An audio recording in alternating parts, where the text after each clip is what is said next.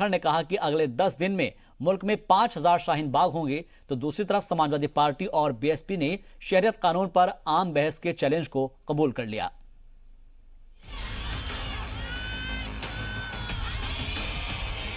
शहरियत तरमीमी कानून और एनआरसी के खिलाफ दिल्ली के शाहीन बाग में चल रहे एहतजाजी मुजाहरों में बुध को भीम आर्मी के चीफ चंद्रशेखर भी जा पहुंचे। एहतजाजियों से खिताब करते हुए चंद्रशेखर ने सीधे मरकजी हुकूमत पर निशाना साधा और शहरियत कानून को गैर आईनी बताया। चंद्रशेखर ने कहा कि मुल्क में अगले 10 दिन में 5,000 और शाहीन बाग बनेंगे। सरकार को जगाने के लिए कम से कम 1 लाख शाहीन बाग चाहिए पूरे देश में। और हम जाएंगे हर प्रदेश में और अपनी बहनों से एक दरखास्त करेंगे कि आज मुल्क को बचाने की, इस देश के संविधान को बचाने की, इस मुल्क की एकता को बचाने की इम्तिहान की घड़ी है। यूपी के सीएम योगी आदित्यनाथ ने दिल्ली के शाहीन बाग और लखनऊ के घंटाघर समेत कई जगहों पर शहरियत कानून की मुखालफत कर रहे लोगों पर सवाल उठाए। सीएम योगी ने तंज कसते हुए कहा कि कुछ लोगों में इतनी हिम्मत नहीं है कि वो खुद तहरीक करे, इसलिए घर की ख्वातीन और बच्चों को चौराहों पर बैठा दिया है। अब इन्होंने क्या किया है, अपने घर की महिलाओं को चौराहे चौराहे पर बिठाना प्रारंभ कर दिया है। बच्चों को बिठाना प्रारंभ कर दिया है। कितना बड़ा अपराध कि पुरुष घर में सो रहा है रजाई ओढ़ करके और महिलाओं को आगे करके चौराहे चौराहे पर बिठाया जा रहा है। कितना लज्जाजनक है कांग्रेस, सपा और वामपंथी दलों के इन लोगों के लिए एक देश की कीमत पर राजनीति करना। शहरियत कानून पर वजीर दाखिला अमित शाह की बहस के चैलेंज को समाजवादी पार्टी और बहुजन समाज पार्टी ने कबूल किया है। कांग्रेस जनरल सेक्रेटरी प्रियंका गांधी वाड्रा ने ट्वीट कर अमित शाह और मायावती पर तंज किया। वजीर दाखिला जी उत्तर प्रदेश में उन्हें चैलेंज दे रहे हैं जो उनके खिलाफ लड़ने के लिए घर से बाहर तक नहीं निकले। जिन्हें वजीर दाखिला को चैलेंज देना चाहिए वो दूसरी रियासतों की परेशानियों पर बातें कर रही हैं। उत्तर प्रदेश की बेदार आवाम सब समझती हैं। वजीर दिफा राजनाथ सिंह ने बुध को मेरठ में शहरियत कानून की हिमायत में रैली की। राजनाथ सिंह ने कहा कि सीएए हुकूमत का वादा था जिसे पूरा किया गया है। इसे हिंदू मुसलमान के नजरिए से देखना गलत है। इसे हिंदू और मुसलमान की नजरिए से देखा जा रहा है। बहनों भाइयों, मैं अपने प्रधानमंत्री के बारे में कह सकता हूं, संदेह चाहे कोई भी कर ले, लेकिन हमारा प्रधानमंत्री जाति, पंथ, मजहब अथवा धर्म के आधार पर नहीं सोचता है। हमारा प्रधानमंत्री भी सोचता है तो इंसाफ और इंसानियत के आधार पर सोचता है। वहीं सुप्रीम कोर्ट ने शहरियत कानून पर रोक लगाने से इनकार कर दिया है। सुप्रीम कोर्ट ने शहरियत से जुड़ी 144 अर्जियों पर जवाब देने के लिए हुकूमत को 4 हफ्ते तक का वक्त दिया है। चीफ जस्टिस ने कहा है कि सरकार के जवाब से पहले सुप्रीम कोर्ट कोई उबरी हुक्म नहीं देगा। ब्यूरो रिपोर्ट, जी मीडिया। सीएए के खिलाफ दिल्ली के शाहीन बाग में चल रहे मुजाहरों में बच्चों को इस्तेमाल करने पर national child rights protection commission ने जिला इंतजामिया से रिपोर्ट मांगी है। करीब महीने भर से कई वालिदैन अपने बच्चों की स्कूल की छुट्टियां करवाकर शाहीन बाग में मुजाहरा कर रहे हैं और जिसके बाद ये मामला अब उठ खड़ा हुआ है। दरअसल आपको बता दें कि शहरियत कानून को लेकर मुल्क भर के अंदर मुजाहरे हो रहे हैं और इसी दरमियान अगर दिल्ली के शाहीन बाग का जिक्र किया जाए तो वहां पर 1 महीने से ज़्यादा हो गया है जहां पर मुसलसल ये मुजाहरा हो रहा है और इसमें ज़्यादातर ख्वातीन और बच्चे शामिल हो रहे हैं और इसी को लेकर जो अलग अलग जगह हैं वहां पर भी इसी की तर्ज पर अब मुजाहरे शुरू हो गए हैं। फिर चाहे वो महाराष्ट्र की बात की जाए, मध्य प्रदेश की बात की जाए या फिर अलग अलग जगहों की बात की जाए, बिहार में भी कुछ इस तरह के मुजाहरे हो रहे हैं जहाँ पर ख्वातीन अलग अलग जगहों पर बैठी हुई मुजाहरे कर रही हैं। लेकिन फ़िलहाल आपको बता दें कि इन तमाम मुजाहरों के बीच अब ये देखना अहम है कि आखिर कब तक ये मुजाहरे चलते रहेंगे, क्योंकि शाहीन बाग से होते हुए सरिता विहार का जो रोड जाता है उसको खाली कराने के लिए कई बार मांग की जा चुकी है कि स्कूल आने जाने वाले तलबा तालिबात को दिक्कत होती है और जो वहाँ पर लोग वहाँ से गुजरते हैं, राहगीर गुजरते हैं, उनको दिक्कतों का सामना करना पड़ रहा है। लिहाजा आपको ये बता दें कि वहाँ पर अलग अलग जो लोग हैं वो पहुँच रहे हैं इस तरह के मुजाहरों में, और वहाँ पर जाकर CAA को वापस लेने का मुतालबा मुसलसल हुकूमत से किया जा रहा है। पुरअमन तरीके से मुजाहरा किया जा रहा है, लेकिन जो रोड ब्लॉक हो रखा है उसकी वजह से लोगों को दिक्कतों का सामना करना पड़ रहा है। इसलिए यह गुजारिश की जा रही है कि इस तरह का निज़ाम बनाया जाए ताकि जो आने जाने वाले राहगीर हैं उनको किसी तरह की दिक्कत, परेशानियां, मशक्क़त ना करनी पड़े। और क्योंकि चाहे वो ऑफिस जाने वाले लोग हों, दफ्तर जाने वाले लोग हों, या फिर बात की जाए इसके अलावा स्कूल जाने वाले बच्चों की, तो उनको भी दिक्कतों का सामना करना पड़ रहा है। और इसी बीच बड़ी खबर का रुख कर रहे हैं। गुज़िश्ता रात भीम आर्मी चीफ चंद्रशेखर शाहीन बाग पहुंचे, जहां पर CAA आइन मुखालिफ है, हम इसे नाफिज नहीं होने देंगे, ये चंद्रशेखर ने कहा है। और अगर सरकार इसे नाफिज करना चाहेगी तो हमारी लाशों से गुजरना पड़ेगा, ये बड़ा बयान दिया है चंद्रशेखर ने। जो लोग यहाँ पर मौजूद नहीं हैं वो वफादार नहीं हैं, चंद्रशेखर ने यह भी बताया और कहा कि मैं आपको यकीन दिलाता हूं कि अगले 10 दिन में पूरे मुल्क में 5000 शाहीन बाग होंगे, चंद्रशेखर ने यह भी अपने बयान के दौरान कहा है। तो अगर सरकार इस कानून को नाफिज करना चाहेगी तो हमारी लाशों से गुजरना पड़ेगा, चंद्रशेखर ने ये बड़ा बयान दिया है और कहा है कि जो लोग यहाँ पर मौजूद नहीं हैं वो वफादार नहीं हैं। चंद्रशेखर ने अपने बयान के दौरान इस बात का जिक्र किया है। भीम आर्मी चीफ चंद्रशेखर शाहीन बाग पहुंचे, जहां पर उन्होंने कहा कि गुज़िश्ता रात जिस तरीके से लोग वहां पर इकट्ठा हो रखे थे और मुसलसल ये जो मुजाहरा है वो चल रहा है, उसी दरमियान भीम आर्मी के चीफ गुज़िश्ता रात वहां पर पहुंचे और CAA को आइन मुखालिफ बताया और कहा कि हम इसको नाफिज नहीं होने देंगे, किसी भी सूरत हाल में इसको नाफिज नहीं होने दिया जाएगा, और अगर सरकार इसे नाफिज करना चाहेगी तो हमारी लाशों के ऊपर से गुजरना होगा। चंद्रशेखर ने इसको पुरजोर तरीके से रखा है इस बात को, और साथ ही कहा है कि जो लोग यहाँ पर मौजूद नहीं हैं वो वफादार नहीं हैं। इस बात का भी जिक्र अपने बयान के दौरान चंद्रशेखर ने किया है। तो सीधे तौर पर कहा जाए कि चंद्रशेखर लगातार ऐसे जो प्रोटेस्ट है उनकी क़यादत भी कुछ जगहों पर करते नजर आए। हमने देखा था कि पुराने दिल्ली में भी इस तरह का मुजाहरा हुआ था, वहाँ पर भी वो पहुँचे थे, फिर चाहे वो दिल्ली की जामा मस्जिद हो, और कल देर रात ही भीम आर्मी के चीफ चंद्रशेखर शाहीन बाग भी पहुँचे। शाहीन बाग ये वही इलाका है जहाँ पर मुसलसल 1 महीने से मुजाहरा चल रहा है। तो सीधे तौर पर यहाँ पर मुजाहरे हो रहे हैं और सीधे तौर पर यह भी कहा जाए कि अब इन मुजाहरों के बाद क्या कुछ वहाँ पर एक्शंस ले जा सकते हैं। सीधे जुड़ रहे हैं हमारे नुमाइंदे शोएब रजा मस्जिद अपडेट के साथ। शोएब, सबसे पहले आपसे जानना चाहेंगे क्योंकि जिस तरीके से अब 4 हफ्ते के लिए तारीख टल गई है और उसके बाद ही कोर्ट कुछ इसके ऊपर एक्शन ले सकता है, लेकिन मुजाहरा मुसलसल जारी है और यह कह दिया गया है मुजाहरीन की जानिब से कि ये मुजाहरीन नहीं हटेंगे जब तक उनकी मांगों पर गौर खौज नहीं किया जाएगा। आपसे मैं आज का जो सूरत हाल है वो समझने की कोशिश करूंगा, क्योंकि पहले ये कहा जा रहा था कि एक तरफ का रोड खोल दिया जाएगा ताकि आने जाने वाले लोग जो हैं उनको दिक्कतों का सामना ना करना पड़े, जो स्कूल जाने वाले स्टूडेंट्स हैं, बच्चे हैं, उनकी बसेस वहां से गुजर सकें। बिल्कुल शाहबाज, देखिए इस तरह की लगातार कोशिशें की गई हैं पिछले कुछ दिनों में, क्योंकि एम्बुलेंस तो अभी भी गुजरी है हमारे सामने से ही। इसी रास्ते से एम्बुलेंस के लिए रास्ता खोल दिया गया है, जो बैरिकेड्स लगे हुए हैं मेरे पीछे। लेकिन जो स्कूली बसेस है या स्कूली बच्चों के जो वाहन हैं वो अभी तक नहीं गुजरे हैं, क्योंकि लगातार परसों भी और कल भी ये कोशिशें होती रही कि सुबह के वक्त जब स्कूली जो बच्चे हैं जो फरीदाबाद से होते हुए दिल्ली से नोएडा की तरफ जाते हैं या दोपहर के बाद जब स्कूल की छुट्टी होती है वो वापस आते हैं, तो उनकी बसेस को जाने दिया जाए। इस तरह की जो कोशिशें हैं कुछ लोगों के जरिए की गई है, लेकिन अभी तक वो कामयाब होती नजर नहीं आ रही, क्योंकि आज भी सुबह के वक्त कोई भी बस स्कूल की यहाँ से नहीं गुजरी है। हालांकि ये बात सही है कि कुछ कोशिशें हुई, कई लोग ये कहते हैं कि इसी रोड से जो दूसरी तरफ, क्योंकि जो दूसरा जो रोड है दूसरी तरफ की अगर बात करें जहां प्रोटेस्ट चल रहा है वहां की बात करें तो वो तो पूरा ब्लॉक है ही, लेकिन ये जो साइड है ये यहां से बैरिकेड्स अगर हट जाए तो आगे की तरफ रास्ता खोला जा सकता है। तो इसलिए डिमांड होती रही है लगातार कि जो स्कूली बच्चे हैं उनको जाने की यहाँ से इजाज़त दी जाए। हालांकि लगातार जो प्रदर्शन है वो चल रहा है, 38 दिन हो चुके हैं आज, और ये जो प्रोटेस्ट है सुबह के वक्त, क्योंकि अभी तो एक तरीके से कहे कि सन्नाटा है, बहुत ज़्यादा लोग यहाँ पर नहीं है। मैं अभी गया था जहाँ पर प्रोटेस्ट चल रहा है वहाँ 10 से 15 ही जो ख्वातीन है, जो औरतें हैं, वो बैठी हुई वहाँ पर।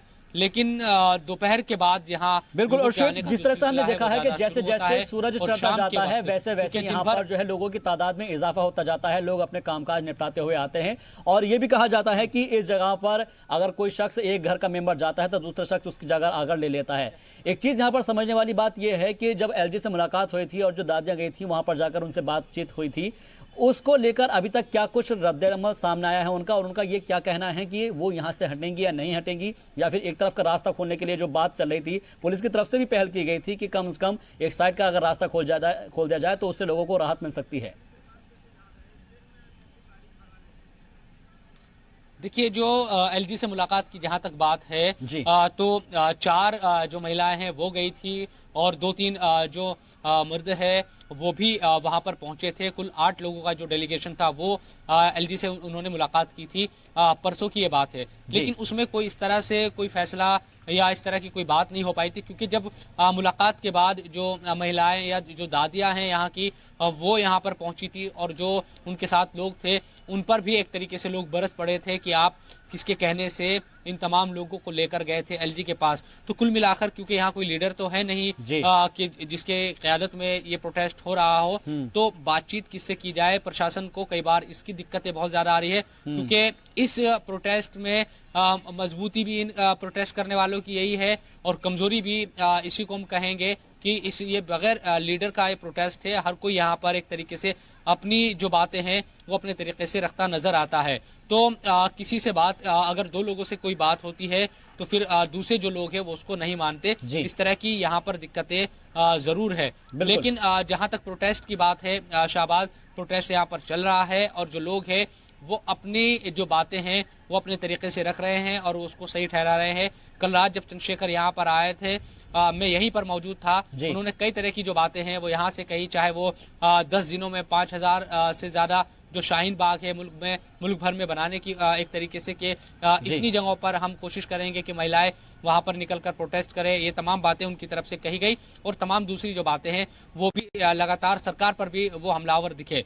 तो कुल मिलाकर तमाम जो नेता है वो यहाँ पर पहुंच रहे हैं और रोजाना का जो शेड्यूल रहता है वो कुछ इसी तरह का शाहीन बाग में रहता है कि सुबह से लेकर शाम तक, क्योंकि सुबह के वक्त तो लोग यहाँ नहीं होते, कुछ ही जो लोग हैं वो होते हैं, धरना जहाँ पर चल रहा है।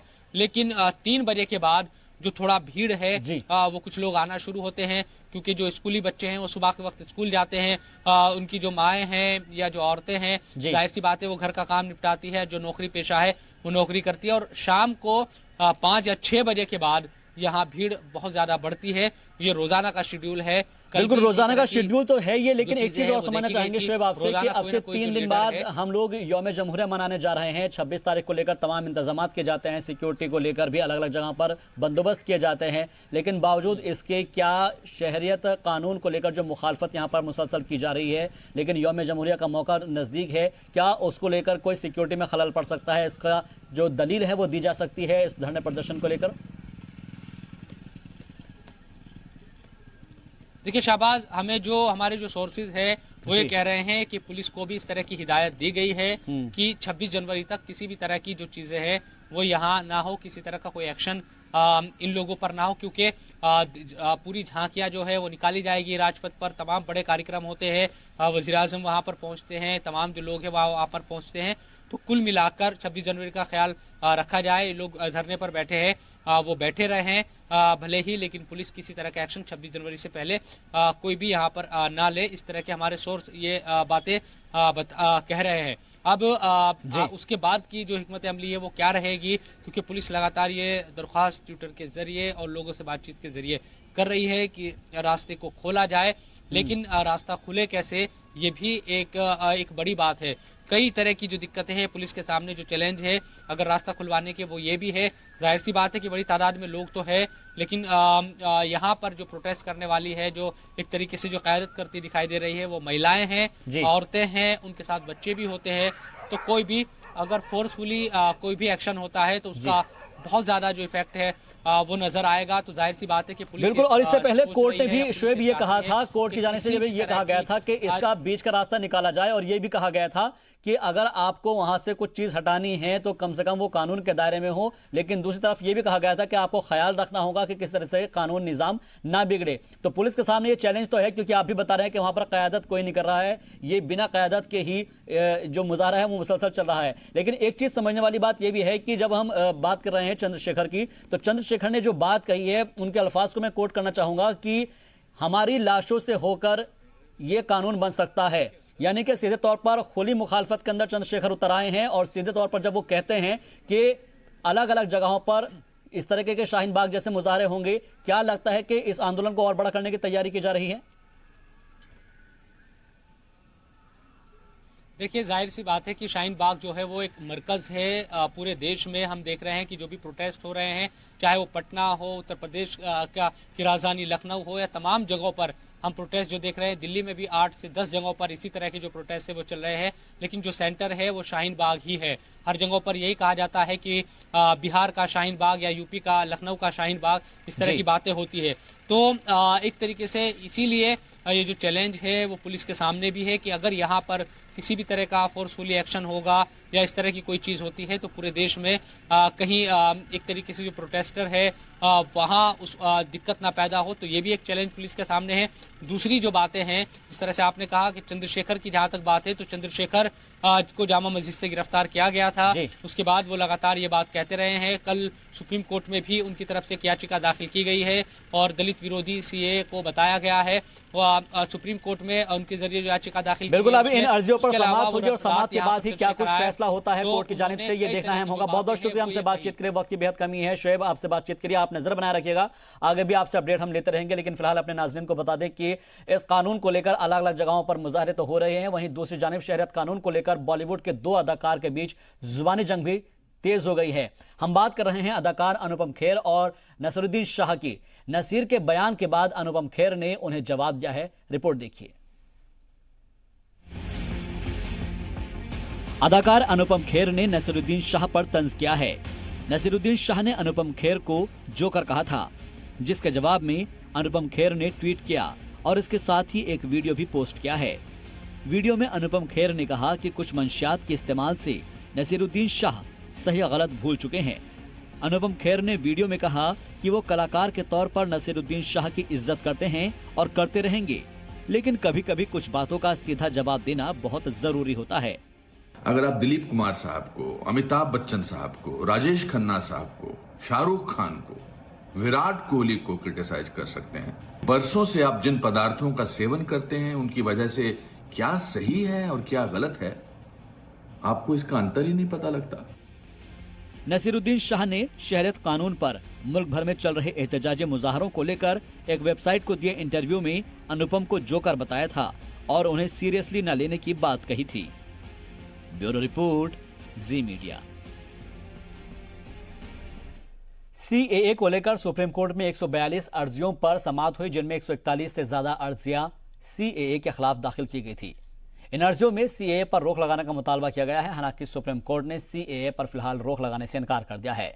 सुप्रीम कोर्ट ने कहा है कि बिना मरकजी हुकूमत को सुने हम एकतरफा फैसला नहीं दे सकते। सुप्रीम कोर्ट ने मरकज को सभी अर्जियों पर जवाब देने के लिए 4 हफ्ते का वक्त दिया है।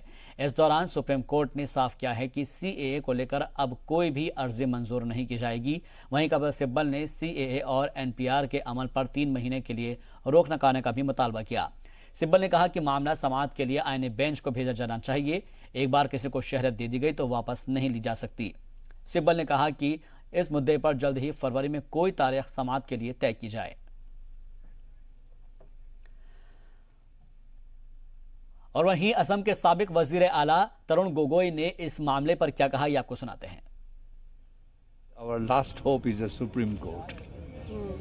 Definitely, we have got a great faith in the judiciary of the country, and it is a judiciary's responsibility to save the democracy, save the federal structure, to see that there is no discrimination between religious or caste or creed, equality before law, and according to me, there is no need for CAA पर अदालत ने अभी कोई फैसला नहीं दिया है, बल्कि 5वें हफ्ते में इस मामले पर कोर्ट समाअत करेगा।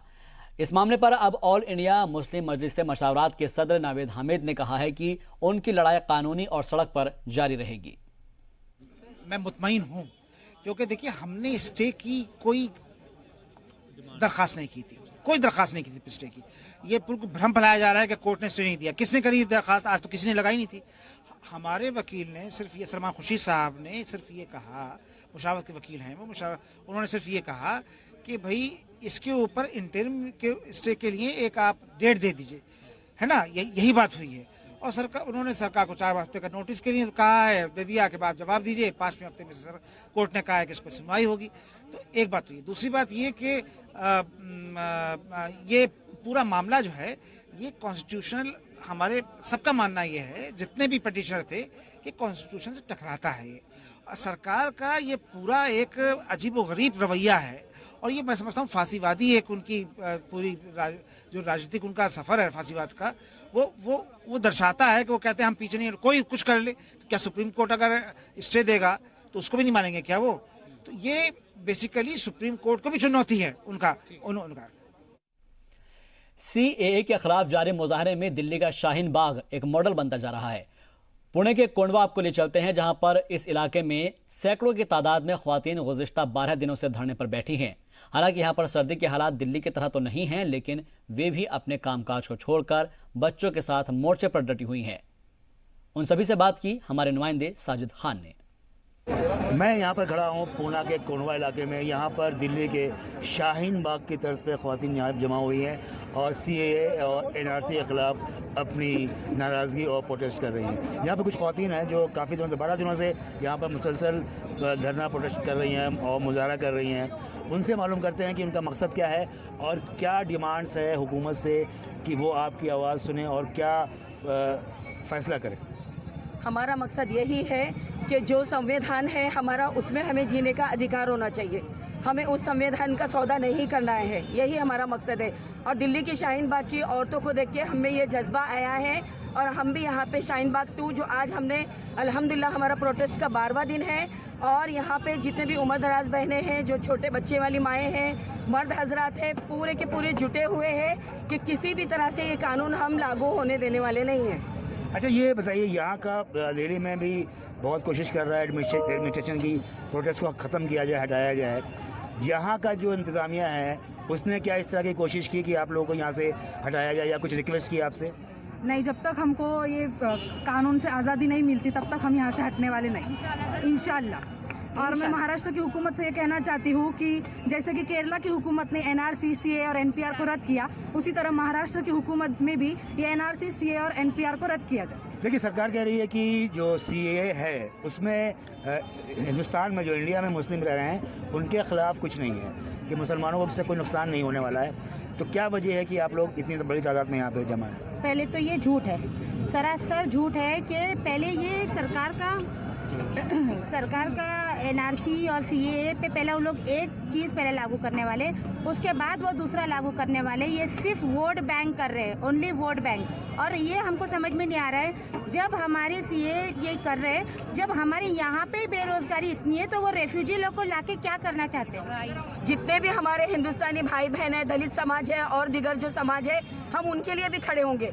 अगर हमारा नाम निकालते भी है लेकिन फिर भी हम अपने दलित भाई बहनों के लिए खड़े रहेंगे। सीएए वापस लो, वापस लो, वापस लो। एनआरसी रद्द करो, रद्द करो, रद्द करो। ओके, थैंक यू, शुक्रिया। सीएए के खिलाफ हो रहे एहतजाजी मुजाहरों की मौलाना खालिद रशीद फिरंगी महली ने हिमायत की है। फिरंगी महली ने ख्वातीन एहतजाजी मुजाहरों को जायज़ ठहराया है और साथ ही लखनऊ में पुलिस की जानिब से दर्ज की गई एफआईआर की मजम्मत भी की है।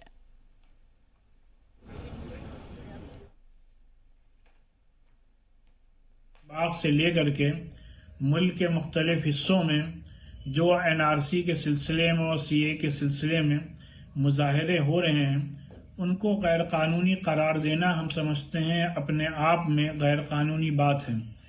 और हमारे इस तारीख़ी शहर में जो घंटा घर पे ख्वातीन मुजाहरा गुज़िश्ता कई दिनों से कर रही हैं, हम उनको सलाम करते हैं कि इतनी सख्त जाड़े और ठंडक के बावजूद भी वो वहाँ पर अपने आईनी हुकूक की बहाली के लिए जद्दोजहद कर रही हैं, जो कि हम समझते हैं कि इंशाअल्लाह आने वाले दौर में इस मुल्क की तारीख़ में उनका नाम दर्ज होगा।